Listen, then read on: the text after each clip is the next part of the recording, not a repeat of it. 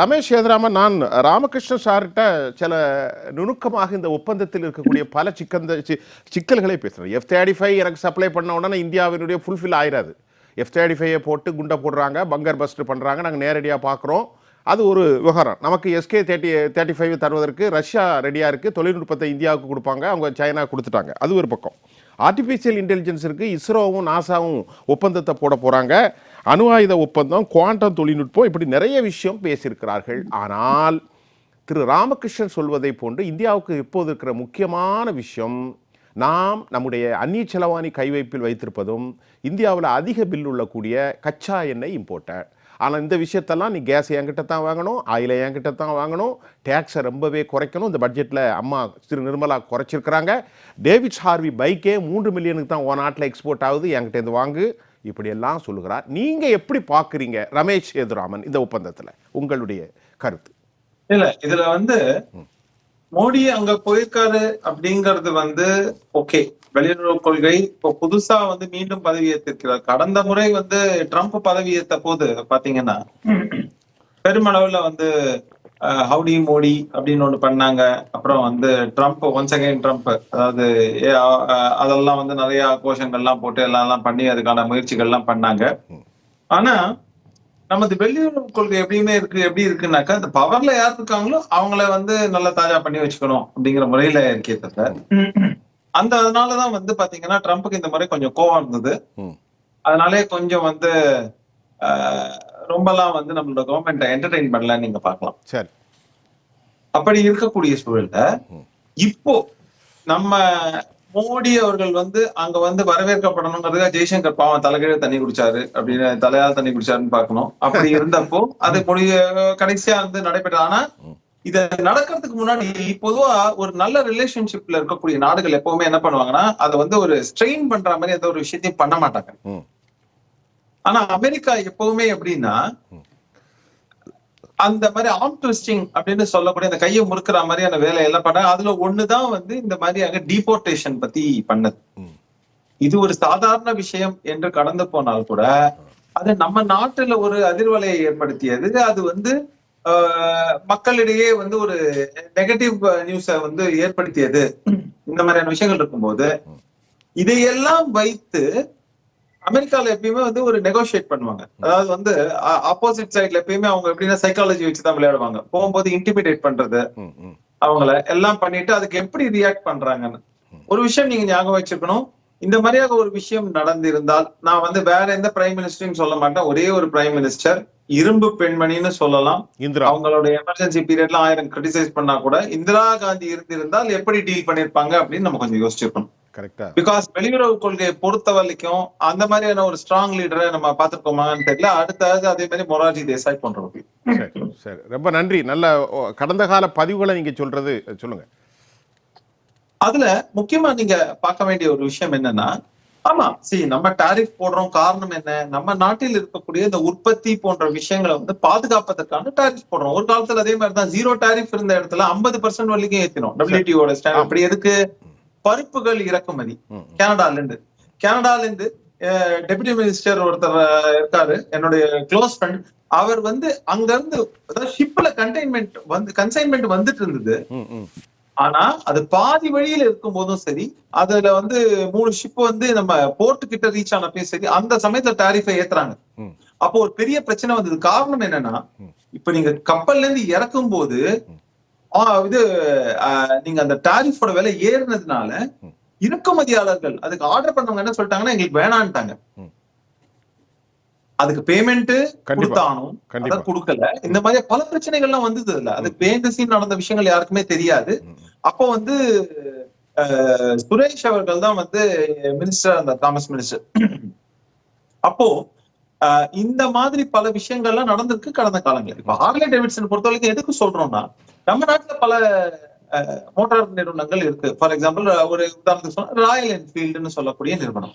அது இந்தியாவின் ஹார்லே டேவிட்சன்ங்கிற மாதிரியாக நம்ம சொல்றோம்.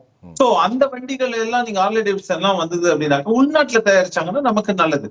ஆனா எக்ஸ்போர்ட் பண்ணி நேர அமெரிக்காவிலிருந்து இங்க இறக்குமதி செய்யப்படுகிறதுனா அது வந்து நம்ம உள்நாட்டு உற்பத்தியை பாதிக்குங்கிற மாதிரில இருந்து ஆரம்பிச்சு பல விஷயங்களை வந்து கன்சிடர் பண்ணி தான் வந்து அதுக்கு வந்து ஒரு டாரிஃப்ன்றதை போட்டாங்க அப்படின்னு சொல்றோம். அமெரிக்காவை பொறுத்த வரைக்கும் நீங்க கவனிக்க வேண்டியது இந்த டாரிஃப்ன்ற விஷயத்துல முக்கியமா எப்பப்பெல்லாம் அமெரிக்கா வந்து மற்ற நாடுகளுக்கு, ஏன்னா வந்து அமெரிக்காவை பொறுத்தவரை முன்னாடி பேசியவர்கள் சொன்ன மாதிரி அவங்களுக்கு ஒரு இறக்குமதி பொருளாதாரமான நாடு. அதனால அவங்களுக்கு வந்து நம்ம சொல்றோம் இல்லையா, உலகத்துல வந்து அதிகப்படியான கன்சியூமிங் எக்கானமின்னு சொல்றோம். அதுல வந்து அதிகப்படியாக அவங்க அதுல இருந்து சைனா வந்து பாத்தீங்கன்னா டம்பிங் அப்படியாவது ஒரு பொருட்களை எல்லாத்தையும் அங்க கொண்டு போய் சேர்க்கறது. அதனால ஆன்டி டம்பிங் எல்லாம் அந்த மாதிரி பல விஷயங்கள்லாம் எல்லா நாடுகளையும் கொண்டு வருவாங்கன்னு நீங்க பாருங்க. அப்படி இருக்கும்போது இப்போ டாரிஃப் எதுக்காக போடுறாங்கன்னா, அமெரிக்கால தேவை இருக்கு, நீங்க அந்த டாக்ஸ கட்டினா மட்டும்தான் இந்த பொருட்களை வாங்க முடியும். அப்ப என்ன ஆகும், ஆட்டோமேட்டிக்கா கவர்மெண்ட்டுக்கு அங்க வருவாய் வரும். அங்க வரும்போது அவங்க எக்கானமி இன்னொரு பக்கம் ஸ்ட்ராங் ஆகும். அந்த ஸ்ட்ராங் ஆகும் போது ஆட்டோமேட்டிக்கா அவங்க என்னன்னா இன்னும் அவங்களோட அதை வந்து அவங்க வேற எந்த மாதிரியாக பயன்படுத்துவாங்க, அந்த பொருளாதார வலிமைங்கிறதெல்லாம் இருக்கு. அதே நேரத்துல சைனா போன்ற நாடுகளுக்கு ஒரு செக் வைக்கலாம். இன்னொன்னு வந்து உள்நாட்டு பொருளாதார வளர்ச்சி அதை நோக்கி வந்து பண்றது. இல்லைன்னா இன்னொரு விஷயம் என்னன்னா, அமெரிக்காவில் இருக்கக்கூடிய நிறுவனங்களை மற்ற நாடுகளுக்கு கொண்டு போய் இது பண்ணும்போது இந்த மாதிரி அந்த டாரிஃப்ன்ற ஒரு விஷயத்த போடும்போது நீ குறைச்சா நான் குறைப்பேன், நீ ஏத்துனா நான் ஏத்துவேங்கிற மாதிரியாக இன்னொரு விஷயம். சோ அந்த நாட்டுடைய நிறுவனங்களை வெளிநாடுகளுக்கு கொண்டு போய் சேர்ப்பது, இந்த மாதிரியான விஷயங்களையும் அது செய்யணுங்கிறதுக்காக தான் அதெல்லாம் பண்ணிருக்காங்க. பேசுவோம் ரமேஷ். முதல் கட்ட கருத்து நிறைய விஷயம் பேசிருக்கீங்க. ரமேஷ் ராமகிருஷ்ணன் சார் வந்து ஒரு நாட்டினுடைய பிரசிடென்ட் அவருடைய செயலை தானே சொல்லுவாரு. நீங்க 80% டேவிட் ஹார்வி டேவிட்சன் வந்து இதெல்லாம் பண்றதால அவருடைய நலன் காரணத்தை சொல்றாரு. அதுல ஒண்ணும் தவறு இல்லைன்ற மாதிரி ஒரு நியாயமா ஒரு நாட்டினுடைய அதிபருடைய நிலைப்பாட்டை பேசுறாரு. நிறைவு கருத்து சுருக்கமா ரமேஷ். நான் ஆரம்பமே அதுதான் சொன்னேன். அமெரிக்கன் பிரசிடென்ட் அவங்க நாட்டுக்கு உண்டான விஷயத்தை தான் பேசுவாங்க. சரி. அதே மாதிரி அவங்களுடைய முக்கியமான வருமானம் அப்படின்னு நீங்க பொருளாதாரத்துக்கு பாத்தீங்கன்னா ஒண்ணு எண்ணெய் வளம். அதெல்லாம் அவர் சொன்ன மாதிரி பிரெண்ட் வாங்குறது வந்து அதிகப்படுத்தப்படும். அதனால உங்களுக்கு இங்க என்ன தாக்கம் இருக்கும்னா, நான் இப்ப ஓப்பனா சொல்றேன், வரும் நாட்கள்ல பணம் வந்து இந்திய ரூபாயின் மதிப்பு குறைவதாலும் தங்கம் விலை ஏற்றம், அதை தொடர்ந்து இந்த பிரெண்ட் ஆயில் நம்ம அதிகமா வாங்கும் போது எல்லாம் சேர்ந்து நீங்க பார்க்கும்போது கூடிய விரைவில் ஆயிலுக்கான ஒரு பெட்ரோல் விலை ஏறுவதற்கான வாய்ப்பு இருக்குங்கிறது ஒண்ணு. இரண்டாவது முக்கியமான விஷயம், பங்களாதேஷை சுத்தமா கை கழுவி விட்டாங்க அமெரிக்கா புது கவர்மெண்ட் வந்த உடனே. அதை என்ன சொல்றாங்கன்னா, இந்தியா பாத்துக்கணும்னு சொல்லிருக்காங்க. அதுக்கு உள்நோக்கம் ரெண்டு இருக்கு. ஒண்ணு, சைனாவை வந்து இந்தியாவை வச்சுதான் வந்து ஒரு செக்ல வைக்கணுங்கிறது வந்து ட்ரம்ப் தெளிவா முடிவு பண்ணிருக்காங்க. மூணாவது, அதுக்கானதான் ராணுவ தளவாடங்கள், அதுல பணத்தையும் பார்க்கணும், அதே நேரத்துல வந்து சைனாவுக்கும் செக் வைக்கணும். அப்படிங்கிறதுனால அந்த ராணுவ தளவாடங்கள் சம்பந்தப்பட்ட விஷயத்துக்கும் வந்து அதனால ஒப்புதல்கள், அந்த ஒப்பந்தங்கள் போடப்படுவது, இந்த மாதிரியான விஷயங்கள் இருக்கு. இதை தொடர்ந்து வங்கதேசத்துல கூடிய விரைவில் இன்னும் 6 மாதத்திற்குள் ஆட்சி மாற்றம் நடைபெறும் என்பதையும் வந்து என்னுடைய கணிப்பாக நீங்க எடுத்துக்கொள்ளலாம்.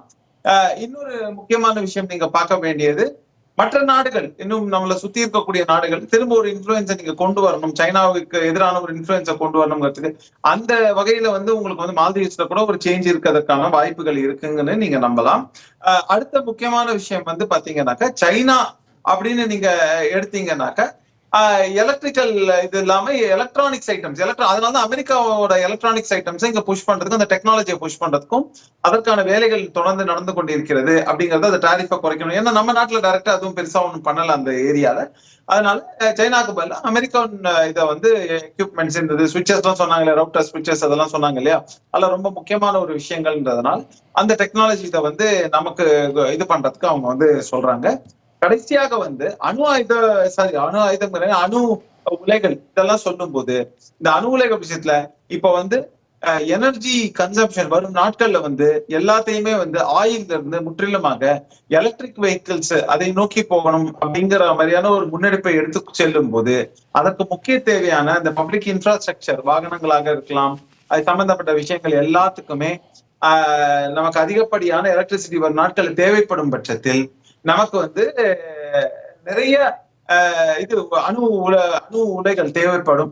அப்படிங்கிறதுனால அதுக்கான ஒப்பந்தங்களும் போட்டிருக்காங்க அப்படிங்கறதையும் நீங்க கவனத்தில் கொள்ளலாம்.